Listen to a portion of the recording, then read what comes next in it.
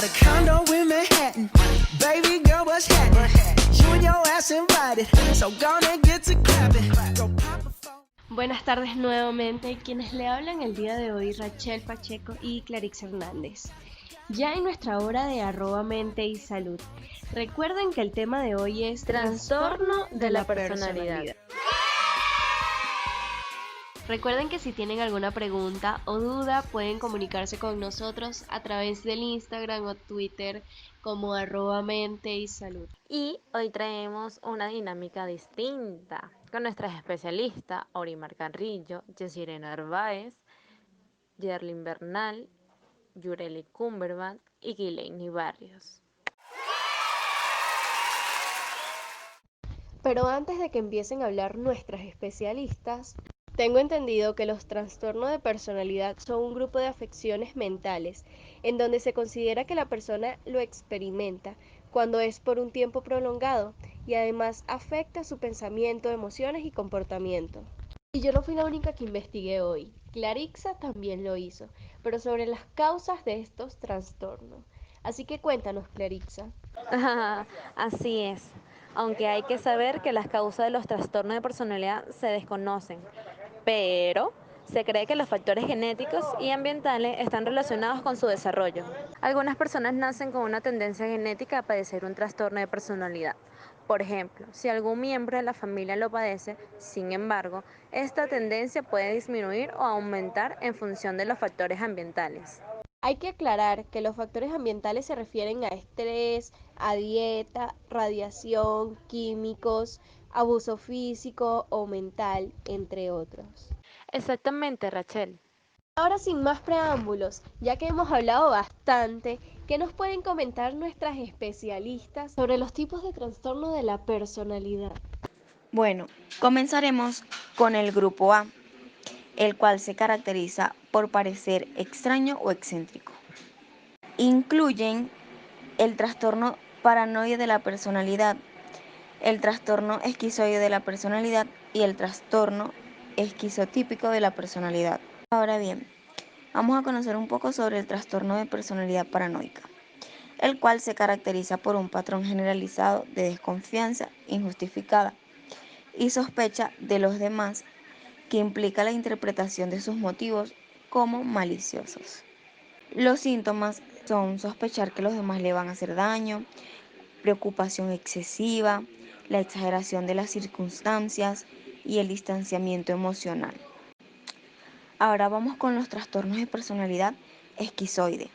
Es cuando las personas parecen no tienen interés en las relaciones cercanas con los demás y prefieren estar solos.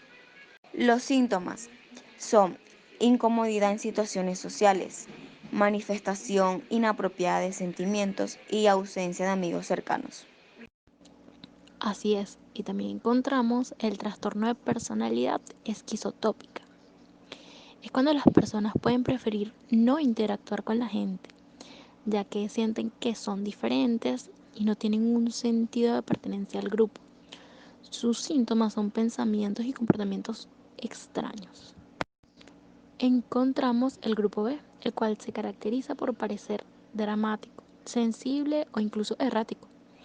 Comprende los siguientes trastornos de la personalidad, los cuales a su vez tienen características distintivas. Encontramos el trastorno de la personalidad antisocial, el cual se caracteriza porque la persona persigue lo que quiere sin tener en cuenta las consecuencias para ellos mismos o incluso para las personas que los rodean. Y así no tienen ningún remordimiento o ningún sentimiento de culpabilidad. Sus síntomas más comunes son el comportamiento impulsivo, la irresponsabilidad. Exactamente, Jerry. También tenemos el trastorno de personalidad límite, que es el temor al rechazo y el abandono. En parte es porque no quieren estar a solas. Los síntomas incluyen miedo al abandono, ira, personalidad cambiante, comportamiento impulsivo y autolesiones. Otro es el trastorno de personalidad histriónica, donde estas personas demandan continuamente ser el centro de atención y con frecuencia tratan de hacerlo vistiéndose y actuando de maneras inapropiadamente seductoras. En estos los síntomas son necesidad de atención y problemas relacionados con las emociones. Podemos agregar también el trastorno de personalidad narcisista. Acá las personas sobreestiman sus habilidades, exageran sus logros y tienden a subestimar las capacidades de los demás. Entre los síntomas más frecuentes hallamos un sentido de privilegio y necesidad de admiración excesiva y constante.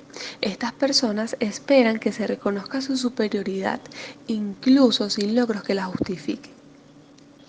Además, creen que son superiores y que solo pueden vincularse con personas especiales como ellas. También envidian a otros y creen que los otros los envidian a ellos, por lo que tienen una incapacidad o falta de voluntad para reconocer las necesidades y los sentimientos de los demás. Además, creen que son superiores y que solo pueden vincularse con personas especiales como ellas. También envidian a otros y creen que los otros los envidian a ellos, por lo que tienen una incapacidad o falta de voluntad para reconocer las necesidades y los sentimientos de los demás. Anteriormente, mis compañeras mencionaron sobre qué se trataba el grupo A y el grupo B. Ahora podemos agregar el último grupo, que es el grupo C, el cual se caracteriza porque la persona parece ansiosa o temerosa. Dentro de este grupo se encuentran diversos trastornos.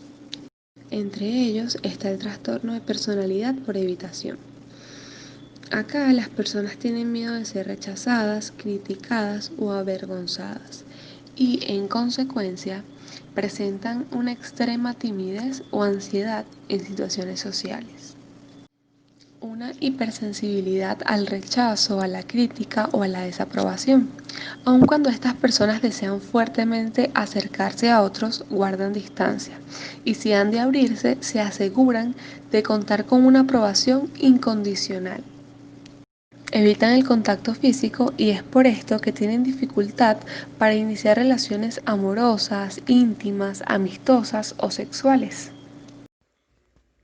En este grupo también podemos encontrar el trastorno de personalidad dependiente.